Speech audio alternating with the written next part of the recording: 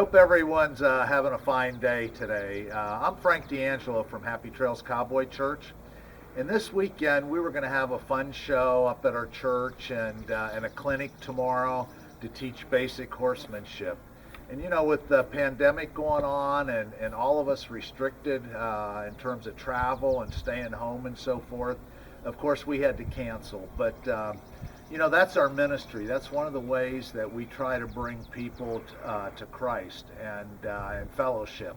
And so with that being canceled, we thought of another way that we might want to try and bring a little message to you, but also bring you basic horsemanship. Now, for those of you that are stuck at home, you know, you can look at this as poor me, or you can look at it as a blessing. I'm looking at it as a blessing. And you might say, well, how can that be? Well, it gives me time to do things that I like to do and I want to do. You know, one of them is horses. I like to mess with horses, so I like to ride a lot. This has given me the opportunity to ride a lot. You know I'm never in the Word enough. I'm never praying enough like I should. I try to a few times a day, but you know, with the extra time I have now, I can get into the Bible quite a bit more, read a little more scripture, learn a little bit more, hopefully become a better Christian. So I would challenge some of you out there that are listening to this and maybe want to learn a little bit of basic horsemanship, that now's a good time to do it. You know, horses learn by repetition. And so being consistent and being able to ride 3-4 times a week, practicing the same things will help you and your horse get better. And so what we're going to talk about in this first little session is the real basics. Getting your horse saddled, making sure the saddle's a proper fit. I'm going to talk about bits. We're going to talk about, you know, what you should have, what you shouldn't have. I'm going to give you some tips along the way. I mentioned Rachel here. Well, Rachel is what I would consider a beginner rider, okay? She loves horses. She loves to ride, but she doesn't get to do that very often. She's only been on this horse one other time. So this will be her second time messing with the horse. And I'm going to kind of guide her and have her do some things for us to get ready to climb on the horse and start learning some basics with the horse. So the first thing that I've already had her do is I've already had her brush the horse because we're getting ready to saddle it, okay? Now, I'm a believer and we should always try and make the horse feel comfortable whenever we can and set it up for success and not failure, okay? So one of the things, she's, you know, kind of brushed the horse off really well. One of the things that I like to do is, Rachel, I'm going to give you this, and if you'll go ahead and grab his tail and spray a little bit in his tail and then a little bit in the mane. And what she's doing is she's spraying a show sheen or a detangler. Okay, think about it. And women that have long hair, I'm sure they're going to really appreciate this. She's spraying this in so that when she gets ready to brush, she's not pulling really, really hard on the mane or the tail. Think about how you would feel if that was happening. So I like to start off doing that. I spray that, then I usually go through and I'll go ahead and brush the horse and let that dry a little bit. And then Rachel, I'm going to give you this to go ahead and start brushing his tail out and getting all the tangles out. And a couple things. You know, she's standing directly behind this horse, and that's fine for this horse because this horse is 24 years old. He's as well broke as they can be, a little bit lazy at times, but he's not going to do anything wrong. He's been around the block several times and kind of knows what he's doing. One of the things that you can tell Rachel's had longer hair before because she's holding that tail and then she's brushing down. Why is she doing that? So she's not pulling on the tail and making him uncomfortable. If you remember earlier, I talked about, you know, being uncomfortable and putting your horse in a position so that he's not. So while she's doing that, I want to talk about bits for a moment. You know, probably the biggest mistake I see people make is in the selection of the bit that they're going to ride in, okay? And a younger horse that is 5 years or younger that you're just starting, an O-ring snaffle, a D-ring snaffle is ideal. You do not want to jump up to a shank bit, a correction bit, anything like that is the wrong way to start them. And if you've got a horse that maybe is 6, 7, 8 years old, but really didn't have basic training when he was younger or wasn't brought along the right way, you may want to go back to the basics and use an O-ring or a D-ring snaffle bit to get your horse started. Now when you're riding in those bits, it's customary to ride with 2 hands so that you can work the bridle and work the bit to be able to turn their head and get them to give a little bit. What we're going to ride in today is a snaffle bit, but it's got shanks on it. This horse is already well broke. He already knows what he's supposed to do. So we're pretty good with not having to go back to the basics with him. But I would have anyone consider that. No matter how far along your horse is, when you go out to work your horse, you don't need to be using a bit that is going to force him to do something. The bit should be one of the aids that you use to get your horse to do what you want it to do. So Rachel is just about done brushing the mane and tail out of this horse. And so the next thing that we're going to do is we're going to saddle the horse. And again, trying to put your horse in a good position to not feel uncomfortable when he's being ridden. It's very, very, very important that the tack fits your horse properly, okay?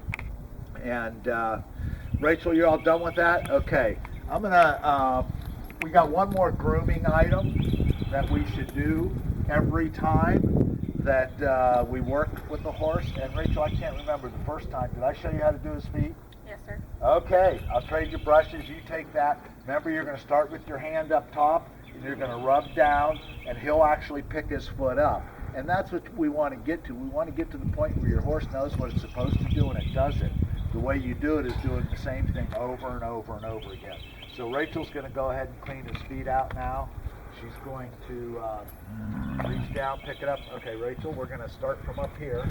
Okay, face this way. You're going to face the camera because we want to see your pretty face in the camera. There you go, straight down. When you get down to where that tuft of hair is, you should pick it right up. There you go. And then she's going to go ahead, and there's like a V in there or a frog in there, and you want to clean out the mud or debris on both sides of that. And then once you get all the dirt off of it, you're going to set it down, not drop it. You'll see she's going to set the foot down instead of dropping it. And then she's going to slide back to the back hoof, okay, keeping her hand on the horse so that the horse knows where she's at. Then she's going to slide down. Notice he kind of picked his foot up, or at least took all the weight off of it so that she could go ahead and work on it. And she's going to go ahead and clean this one as well. I'm going to slide over here and just kind of move his tail a little bit so that you can see she's cleaning on both sides of the frog, trying to get any debris that's in there. That foot's in pretty decent shape, okay, and then she's going to move over to the other side. While she's doing that, I'm going to get the saddle pad blanket, and I'm going to start getting him ready to saddle. She's got one more foot to do.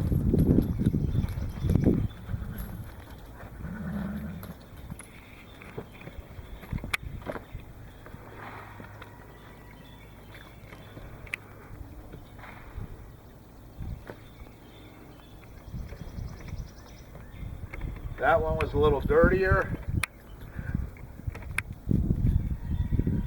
You might ask, why do we need to clean their feet out? They're just going to get packed again. Well, you know what? If they get a stone in there, and then there's mud, dirt, debris in there, and you go to riding them, that stone will put pressure on the sole of their foot, and eventually it'll start getting a little ouchy. By the time it gets ouchy, it's too late. You've already hurt your horse. What's happened is he'll end up getting a bruise, and then that'll fester and can get really sore for the horse to where he's probably going to be out of commission for a while. So it's important when you start out that you go ahead and you go ahead and clean their feet. So I'm going to see if Rachel, I don't think she's ever thrown the saddle up on a horse, but I'm going to ask her to go get that saddle. If you'll notice, I put a pad on this horse, and then I put a blanket over it. If it's a horse that you're riding every day, you probably want to make sure their back stays really, really good. Okay, Rachel, you're going to stand about here, and you're just going to kind of flip it up there, go kind of high to get that stirrup over. All right, you got it. Very good. Okay, so I like to start out with the saddle kind of forward, and then we can always slide it back just a little bit. Something to show a good fitting saddle is, and I'm not sure if you can see this, but I see so many people with a really thin pad. They throw the saddle up on the horse, and there is no space in here. If you can't slide your hand in here, that saddle is too close to the withers. This horse is standing with his head kind of straight out. If you've got a horse that carries his head kind of high, it's going to be even a closer fit. And once you get to riding, the withers are going to be rubbed by the top of the saddle. This saddle fits him really, really well. I've got enough space right here. It's sitting on each shoulder like it should right here. If you come around and look at the back, it's not way up in the air in the back. It's like this. It's kind of sitting down on him. This is a good fitting saddle, okay? Then Rachel, come on around here, and we're going to have you. I can't remember if you tightened the saddle the last time or if I did, but we're going to let you do it this time. So you're going to reach down and grab that girth. You're going to bring it around and then slip the end through that loop. Now, something that I like to do, again, talking about how we always want to keep the horse comfortable, is I don't go and cinch the horse up tight to where I'm ready to get on him at first. What I'll do is I'll go ahead and cinch it up. We're going to take this and go through here and then back around through there again. So I'm going to cinch it nice and light, let him get used to it. Plus, back from here, hon. Yeah, right back through there. Okay, so she's got it good, okay? It's not tight yet. So what I'm going to do is, for him, I'm going to probably just pull up a little bit. Okay, that's not tight. That's really pretty snug. And an older horse like this, he's pretty smart. So I'll guarantee you when she was walking that saddle over and she was getting ready to throw it up on him, he was going and sucking in as much air as he could. So his belly's probably out like this with air right now, okay? So by just snugging it like that, A, it's not going to pinch him, and B, it's going to let him relax a little bit and get some of that air out, okay? So we got a good fitting saddle for the horse. Now we need to make sure it's a pretty good fitting saddle for the rider as well. I like to see when a rider gets on a horse, I like to see a slight bend in the knee and then the foot reaching the stirrup so that when the rider is when the rider is riding, they've got some weight in their feet in the stirrups and some weight on their butt. Okay? If you ride a long time and only your knees hurt, you're putting too much pressure on your knees. If you're riding a long time and only your butt hurts, you don't have enough pressure on your feet. So you want them both to hurt just a little bit when you're done riding a long time. So the other thing that I like to do is before I even get on a horse, I want to see if this stirrup's going to be right for that person. So a good rule of thumb or a place to start out is you take the stirrup, you put it in your armpit, and you put your hand down and see where your hand is. This saddle right now is set up really well for me. I can tell by the length of the stirrup. So now I want Rachel to do the same thing, and I'm going to guess, okay, hers is a little bit shorter reach there.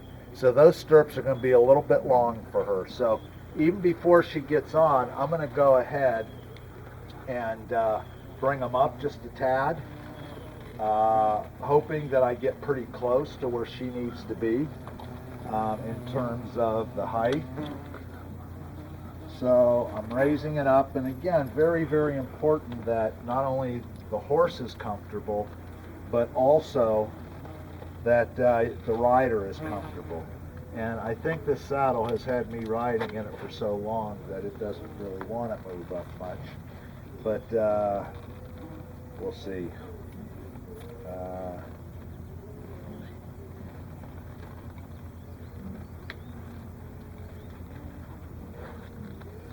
So again, for all you folks at home that have been wanting to get your horse trained a little bit better, we're giving you horsemanship basics and trying to give you a few ideas on what you should be doing, the proper way to do it. But now, with this pandemic going on, is a great time to start working your horse. What else do you have to do anyways? Now you can do things around the farm that you've been wanting to do but never had the time to do. I'm going to get the other side.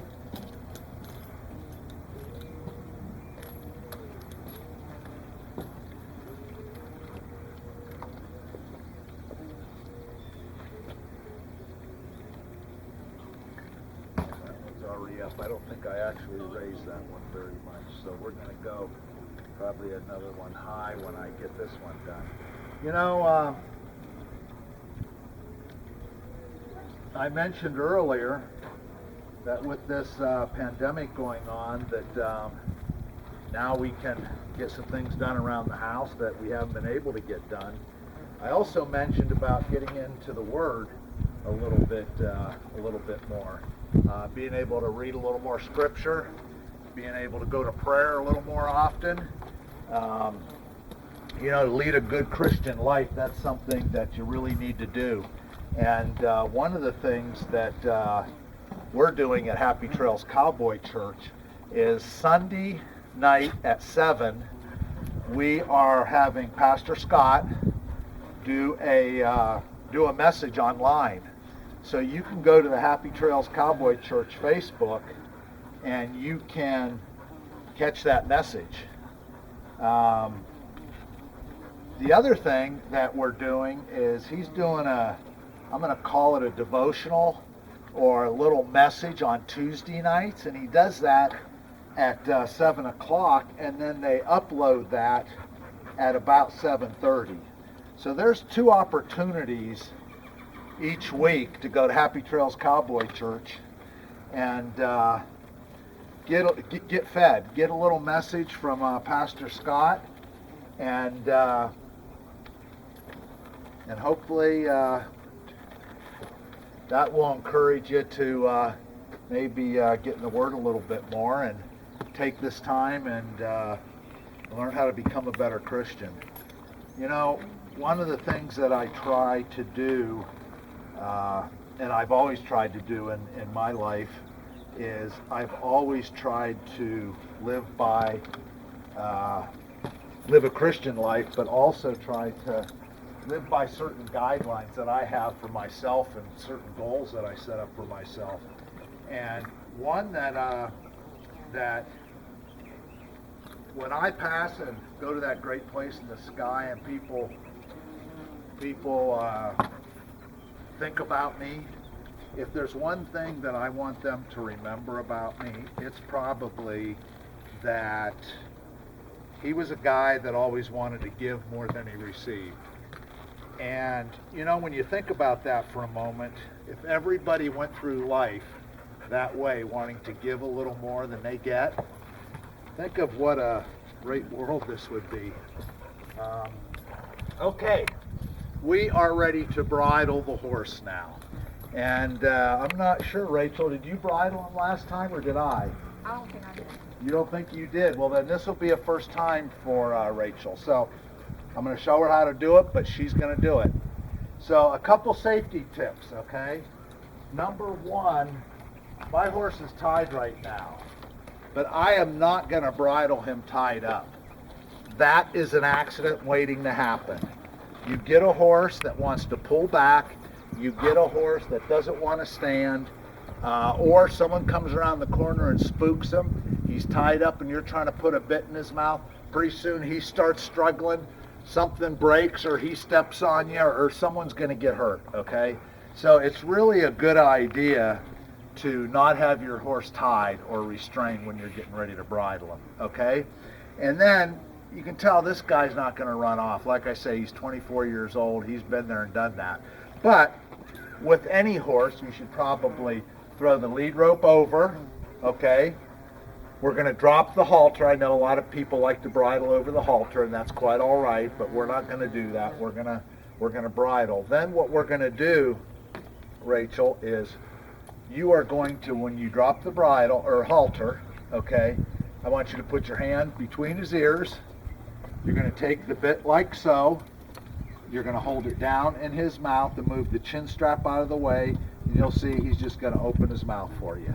Once he opens his mouth for you, you're going to put it over the top of his head, one ear, then the other. Okay, got that? Alrighty. There you go. Okay.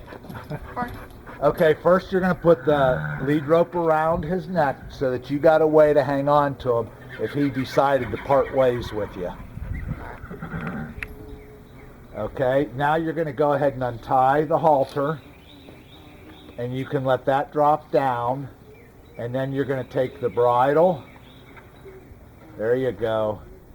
And what I do sometimes is, so that I don't just drop it, I would hang it on the horn to get it out of the way, okay? But you don't have to do that. Okay, now she's going to bridle him. So she's going to take the headstall in your right hand. In the headstall, whoops, I should have told you what the headstall was. That's okay. Okay, here's the headstall. So you're taking that in your right hand. Yep, over there. And then you're going to move the chin strap away so that he's only got the bit. There we go. There we go. He's saying, you know what, I had it in once. Do I really need to do it again? There you go. Good. Very good. Okay, look at this horse's head right now. See how it's down so that she can reach her arm over it? That takes a lot of time, and a couple things will help you accomplish that. You need to do it over and over and over again the same way. And remember, I had her reaching her arm up here between his ears. That was so that there was pressure on the top of his head so that he knew to put his head down to get the bridle put in, okay? That's one part of it. Now, when we get ready to take the bridle off, she's got to be very, very careful not to let the bit hit his teeth. So when she takes it off, she's going to take it off over the ear. She's going to hold it and let him slowly spit it out. She's doing that so if it falls down and hits his teeth, he's going to pick his head up. We're trying to teach him, keep your head down while you are bridling or unbridling so that it's easier for the person to do it. Okay, we're going to take a break for just a moment. Don't shut those off yet, though. I don't know if you can zoom over there and see that horse tied to that tree. I cannot stress this enough, and you cannot do this enough. That is a younger horse. Now, while he's standing very quiet right now, he's standing very quiet right now because he's tied to the patience tree. You can have a patience tree, you can have a patience log, okay? And when you're messing with other horses, when you're cleaning the stalls, whether they're saddled or not, whether they're 6 months old, a year old, 2 years old, go tie them up. Make sure you tie them so that they can't hurt themselves, and let them get used to being patient and waiting for you. You can't do that enough. Do it prior to riding. Do it after you're riding. Do it when you're cleaning barn. It will teach a horse that doesn't like to stand still, that's always fidgeting around. It will help teach them, okay, this is my quiet time. I've seen trainers and people that will ride 5, 6, 7, 8 horses a day, and they'll have someone getting their horses ready, and once the horse is ready, they go tie them to the end of the arena, or they go tie them somewhere. That horse is going to stay tied 15, 20, 30 minutes at a time. And if he's being bad, he may skip riding him for a while until he learns to stand, okay? The patience pole or patience tree is really, really a good way to teach a horse to stand quietly and wait for you, okay? So we have we've bridled the horse. We've got the horse saddled. She's about ready to get on. But before she gets on, what we have to do is we have to remember that we didn't tighten the saddle. We only snugged it. So now it's time to tighten the saddle.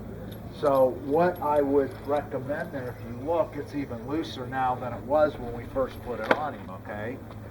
So what we're going to do is we're just going to take this and pull it up a little bit. It doesn't have to be super tight, but tight enough if you've got a good fitting saddle that it doesn't pull over when you get ready to get on, okay?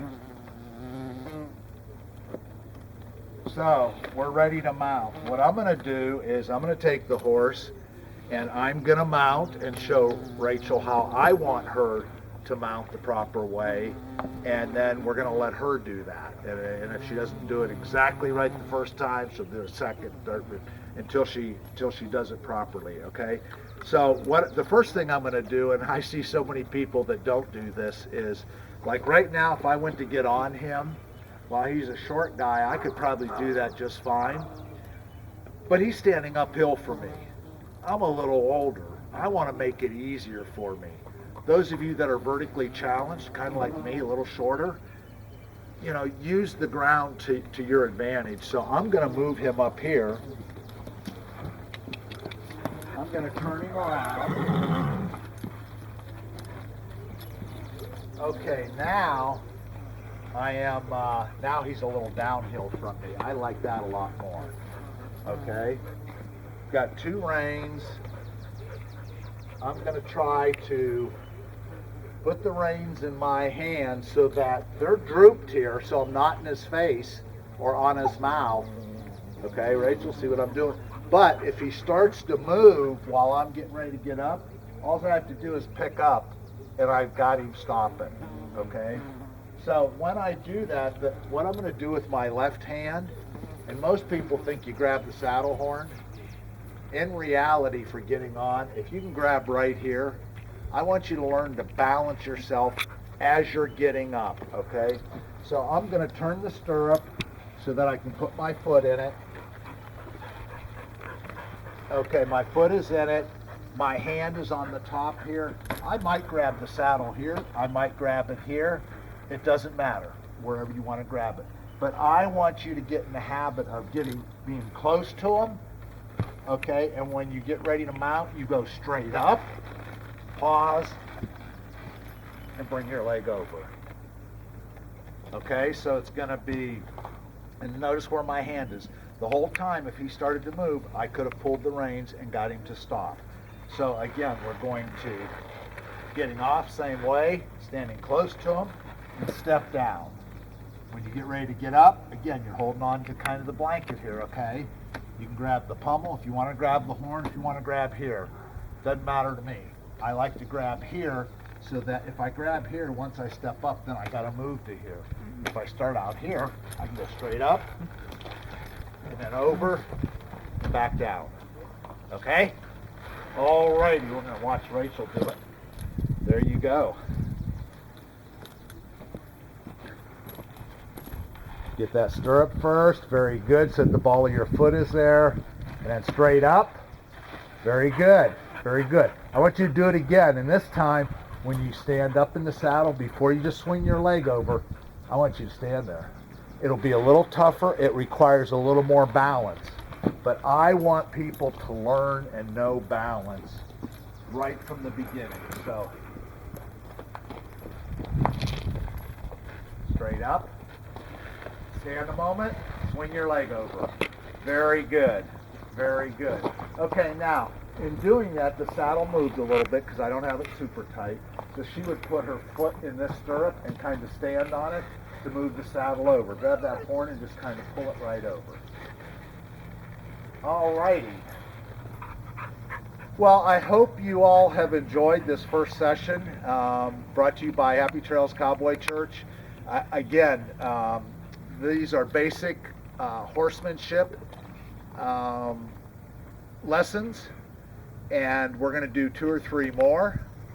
Want to remind everyone that while they can't go to church, they can sure tune in to Happy Trails Cowboy Church on Sunday night at 7 and hear Pastor Scott give a message, and then Tuesday at 7:30 about a 15-minute devotional. So it's a good way to stay in touch. It's a good way to get fed.